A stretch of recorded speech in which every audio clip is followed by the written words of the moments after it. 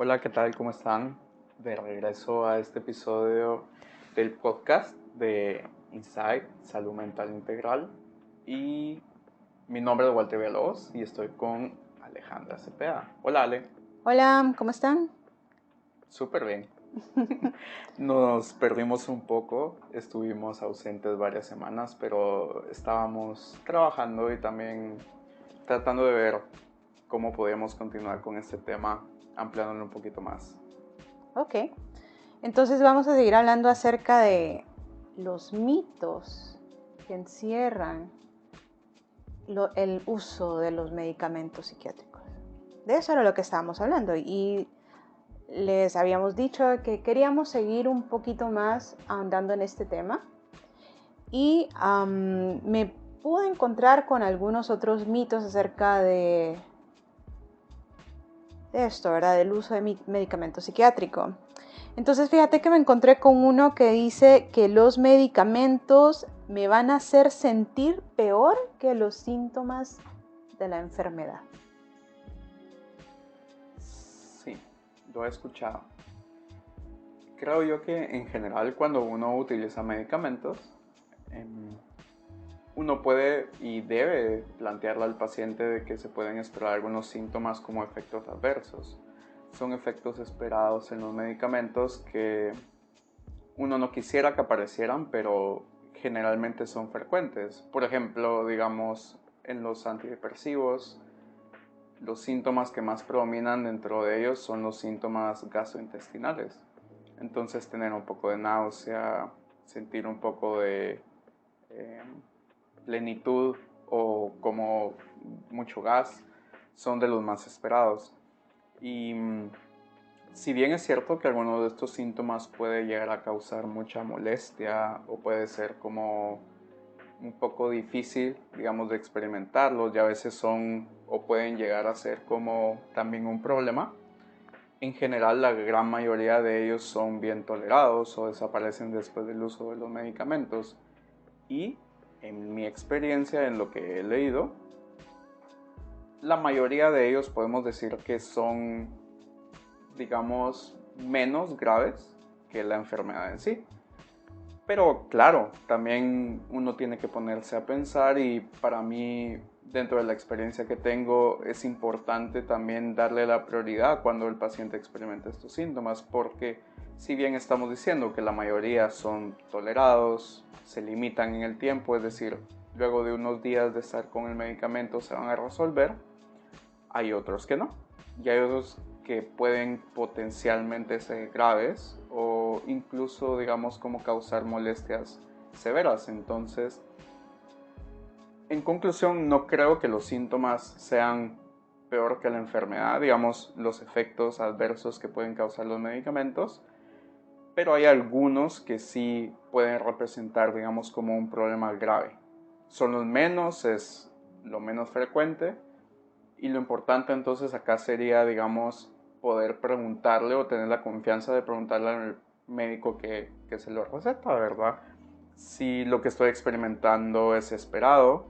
Y seguramente la observación que va a dar el médico es poder, digamos, observarlos, valga la redundancia, poder observarlos y poder ver si este efecto o este síntoma está aumentando, está incrementando o al contrario está disminuyendo. Que generalmente ese es el comportamiento, ¿verdad? Cuando aparece un efecto secundario tiende a disminuir. No es que tenga menos importancia, no es que incluso tenga que ser así la regla o que esto tenga que aparecer en todos los casos, pero generalmente es un poco eso. No sé si quieres aportar algo más tú. Yo creo que todo quedó claro. Em, Solamente es recordarles que si en algún momento ustedes están iniciando un medicamento psiquiátrico, por favor menciónenle a su médico psiquiatra eh, ese síntoma que están teniendo si es que lo presentan, ¿verdad? Es, digamos, un deber de nosotros poder escuchar qué es lo que está pasando y poder explicarles también si esto es normal, si va a pasar, si no va a pasar, si hay que observar o no. Entonces, esa es la importancia siempre de tener a alguien que te esté apoyando, ¿verdad? Alguien que conozca del medicamento y que te pueda orientar en cuanto a lo que te está sucediendo. Porque hay muchas veces que tenemos algunos efectos adversos que pudieran aparecer con el medicamento de los que no queremos hablar, que también son importantes. Por ejemplo, algunos problemas que se presentan al momento de la relación sexual son algunos de los síntomas que pudieran aparecer con algunos de los medicamentos que usamos en psiquiatría, que son muy importantes para las personas y que muchas veces no los quieren hablar porque les da vergüenza. Claro. ¿Verdad?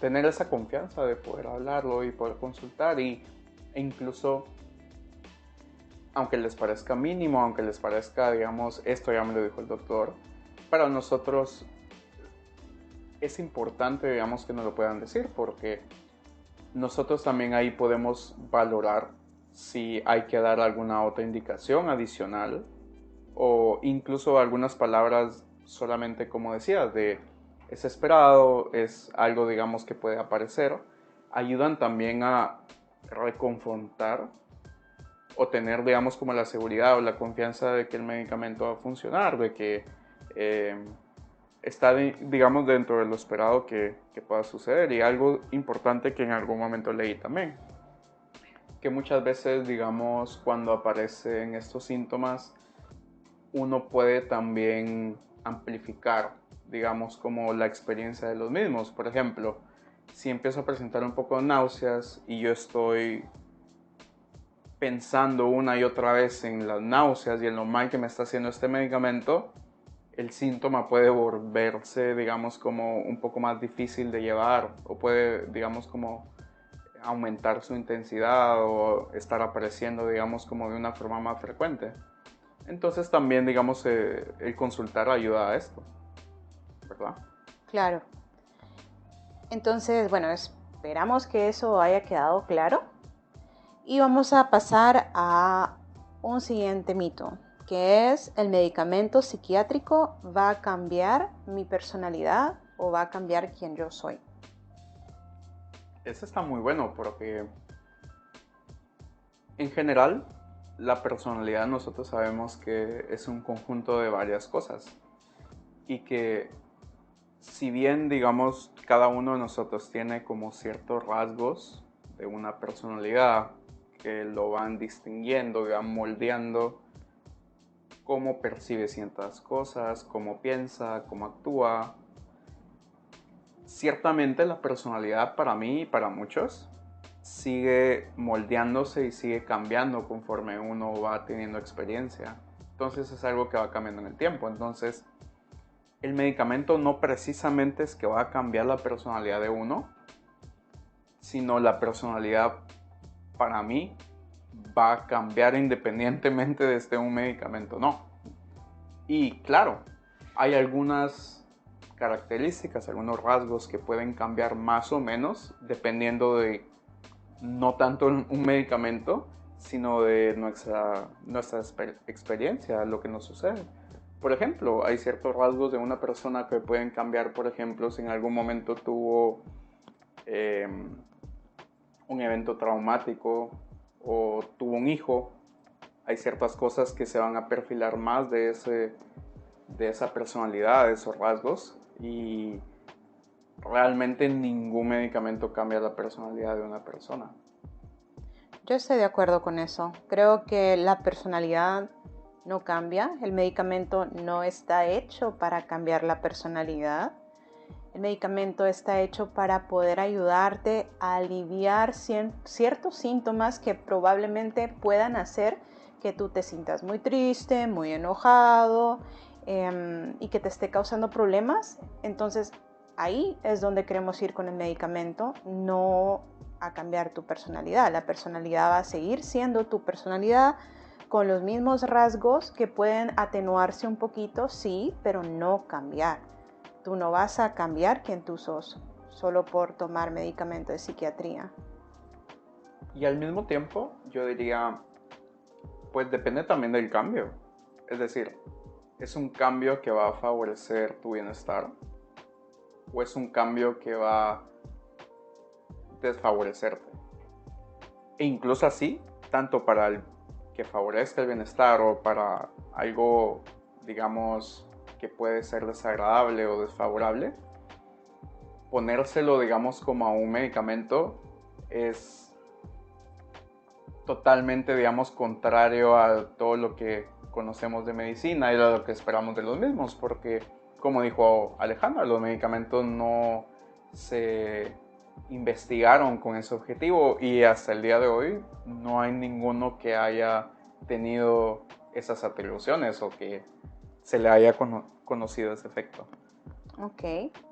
Este mito que voy a mencionar ahorita es algo interesante. Es algo que también he escuchado en el hospital donde trabajo con bastante frecuencia. Y es, el medicamento puede destruirme el cerebro. Wow, yo nunca lo había escuchado. Aunque no me parece descabellado escucharlo. Tal vez yo lo que puedo aportar en ese sentido es que, al contrario de pensar eso, la mayoría, bueno, no la mayoría, pero un buen número de medicamentos se ha visto que incluso es neuroprotector. Es Así decir, es. tiene funciones o tiene mecanismos que se han visto que protege al cerebro de forma en un mediano y largo plazo.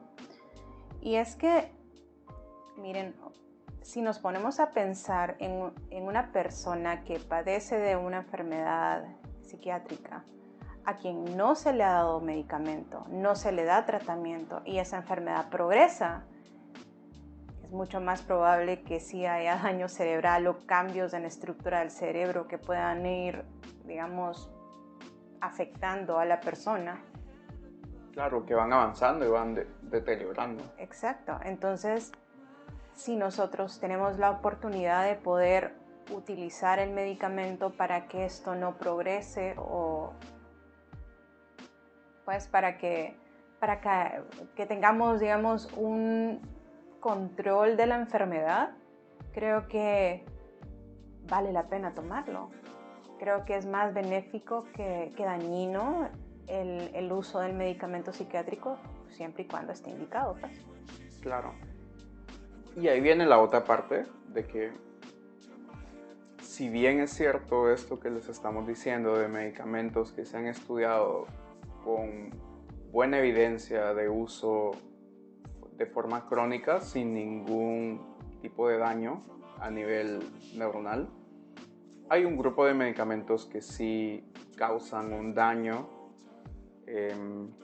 y que se ha estudiado que pueden generar, digamos, como algunas dificultades. Por ejemplo, el grupo de las benzodiazepinas con el uso crónico sí se ha estudiado y se ha relacionado que tiene un impacto a nivel cognitivo, es decir, a nivel de memoria, de cálculo, de lenguaje, de la capacidad de abstracción y pues esto es importante también mencionarlo porque, si bien todo esto que estamos hablando se tiene que hacer bajo la supervisión y la prescripción de un psiquiatra, nosotros hemos notado que muchas veces médicos generales utilizan medicamentos como estos de una forma discriminada o un poco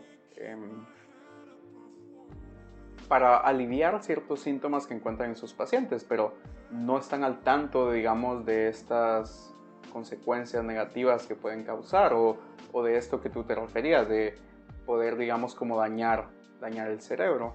Entonces, creo yo que de todo esto la conclusión es que en general los medicamentos, o hay muchos medicamentos psiquiátricos que tienen estudios, digamos, para su uso de forma crónica, años de usarlos sin ninguna evidencia, digamos, de un daño a nivel neuronal. Hay otros que sí pueden causar algunos problemas, pero son los menos.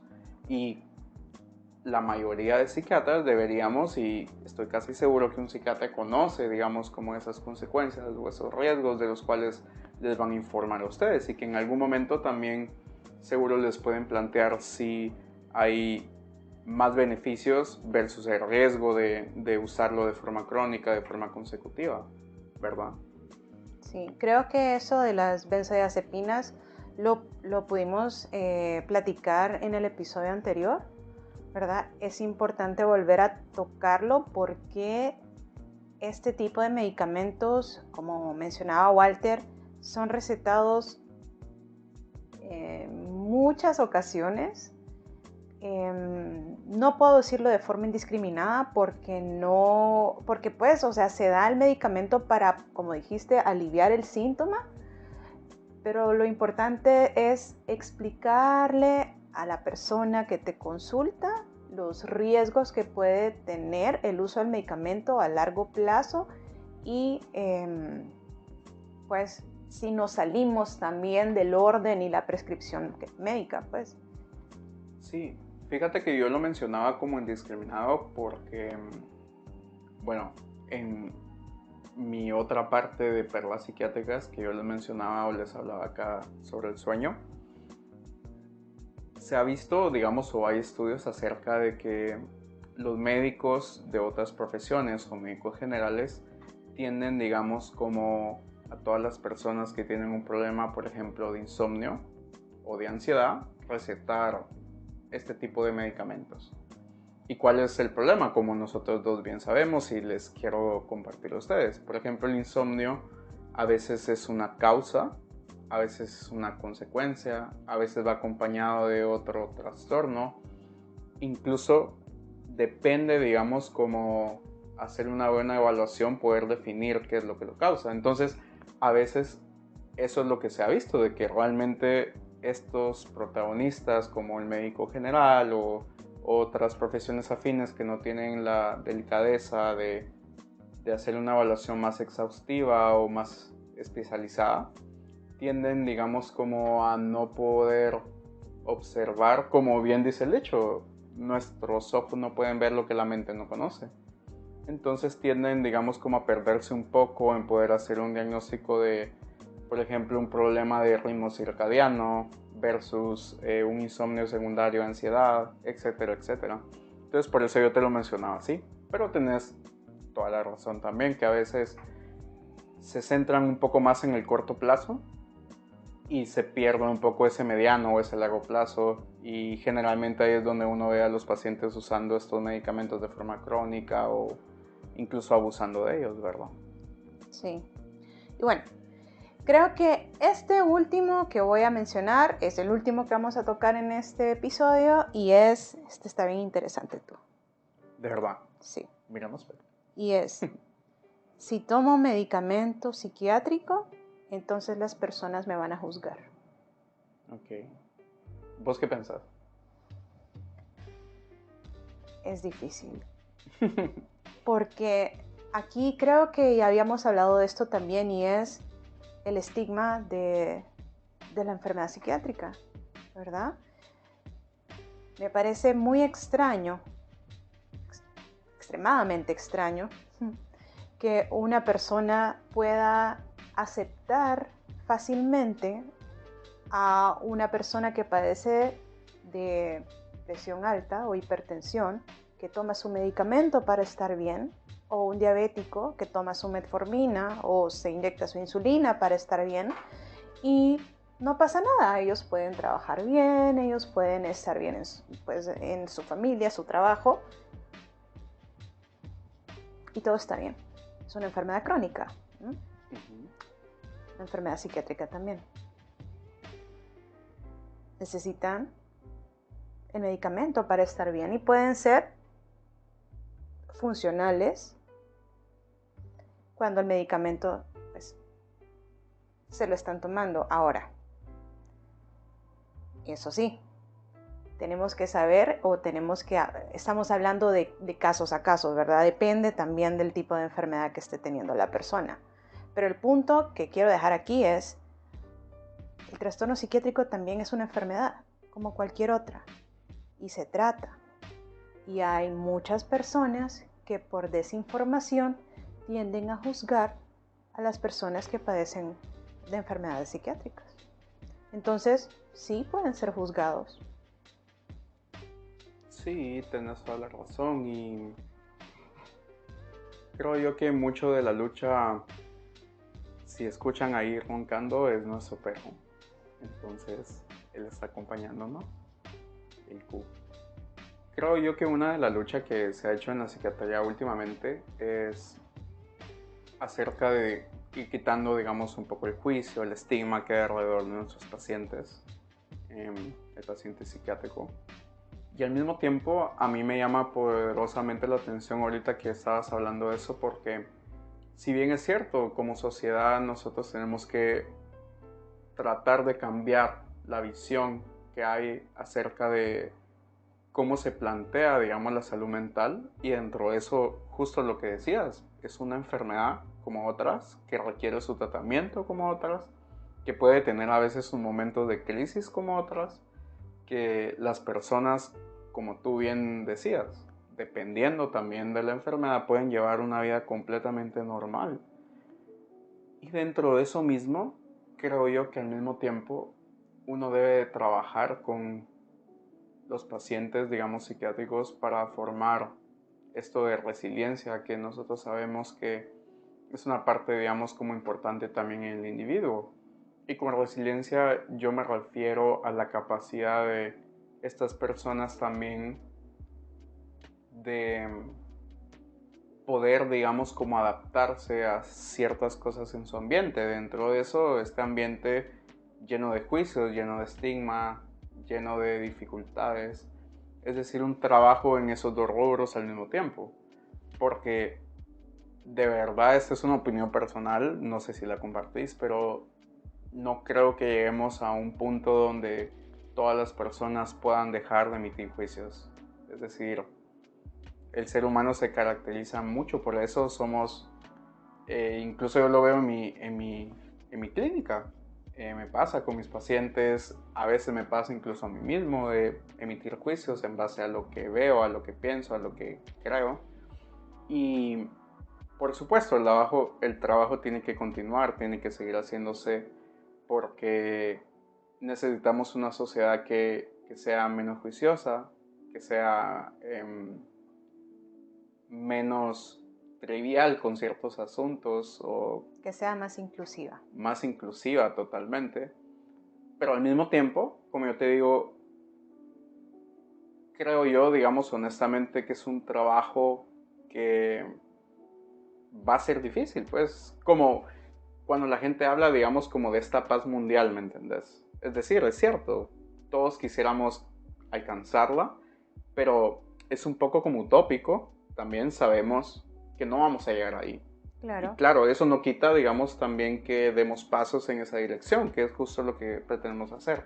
Pero al mismo tiempo que hacemos eso, ¿cómo trabajamos también con esa parte? Aceptando que eso no pueda pasar, no queriendo decir que estemos de acuerdo con que no pase, pero aceptándolo y trabajando también mucho en construir esa resiliencia de las personas que puedan no tener miedo del que dirán si yo estoy tomando un medicamento o tengo un trastorno psiquiátrico, o el cómo me va a ver mi familia.